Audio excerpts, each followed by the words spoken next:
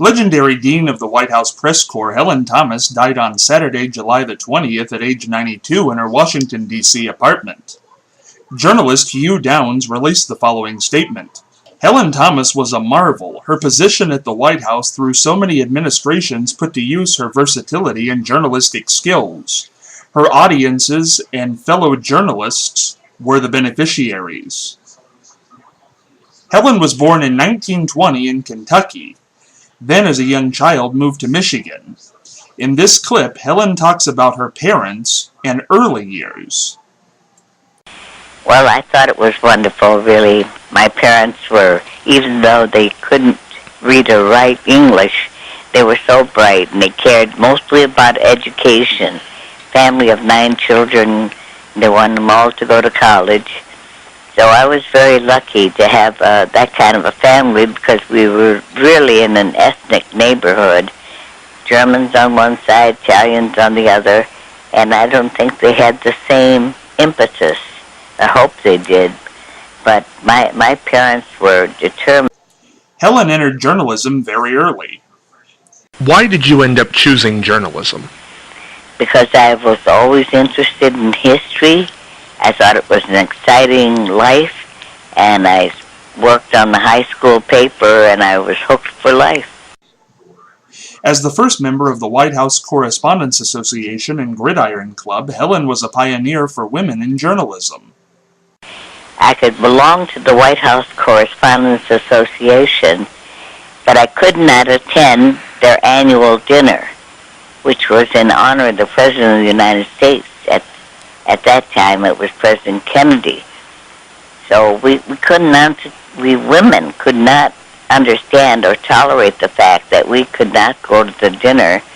We appealed to President Kennedy and said, look, we're members of the association, but we can't go. And we don't think you should go as a guest of honor if we can't go. Well, he agreed, and that's the first time women were able to go to the dinner. Helen was famous for questioning presidents. In 2011, I asked Helen if she had ever held back. At a press conference, in an interview, have you ever held back for any reason? No. I feel that it's the greatest opportunity to be able to question a president, and you shouldn't drop the ball. You should take advantage of that one opportunity that can inform the American people of why we go to war, what we're doing there, when are we going to get the hell out. Because of her style, Helen was known as a gruff, stern lady. Helen, when most people say your name, the one thing they know about Helen Thomas is she's that tough lady. She's that tough lady. You kind of have this gruff image. Where does that come from, do you think? I hope so. Yeah. Where did it come from? I think because I don't take any guff. I mean, my questions, I roll the ball right down the middle. Helen was known for honest comments. There are no words to describe your experience and your forthrightness, which I think we all appreciate. It's kind of refreshing. Well, when you reach my age, you have to be honest. What else to do? Where else to go? Well, in 2010, Helen resigned her post as White House correspondent over controversial remarks made in regard to Israel. In 2011, I asked what she liked least during that time. What did you like the least about that? I was shocked that the Society of Professional Journalists wanted to take away my honors, that the White House correspondents denounced me, and my own university took away a scholarship fund in my name because I said that Israel is brutal toward the Palestinians. I have a right to my opinion. I also have the right of freedom of speech, and I could not believe that the Israeli lobby, Abe Foxman, Ari Fleischer, and all of these people, would take such a stand against me and go to every university and try to wipe me out. And I could not believe my colleagues would not understand that I have a right to speak. As an American, I have a right, and my views on Israel had nothing to do with my experience as a journalist.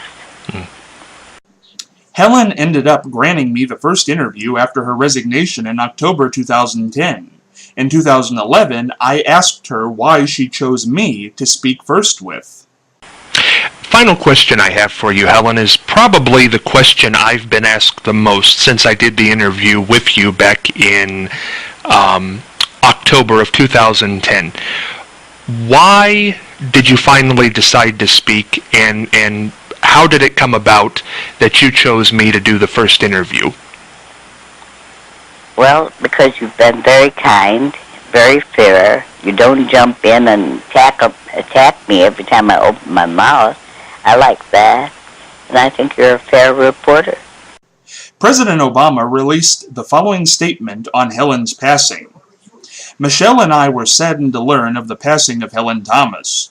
Helen was a true pioneer, opening doors and breaking down barriers for generations of women in journalism. She covered every White House since President Kennedy's, and during that time she never failed to keep presidents, myself included, on their toes. What made Helen the dean of the White House Press Corps was not just the length of her tenure, but her fierce belief that our democracy works best when we ask tough questions and hold our leaders to account. Our thoughts are with Helen's family, her friends, and the colleagues who respected her so deeply. In 2010, I asked Helen to grade President Obama. What's Obama's report card look like? He lacks courage. In 2010, I asked Helen what her epitaph would read. Years from now, because you've got a lot of life left in you, you do. 100 years from now, what's the epitaph going to read on Helen Thomas? God knows. No, Helen, what will it be? It'll be good. Helen, what's the epitaph going to read? It'll read something. She always asks why. Helen Thomas will be buried in Detroit with a public memorial planned for October in Washington, D.C.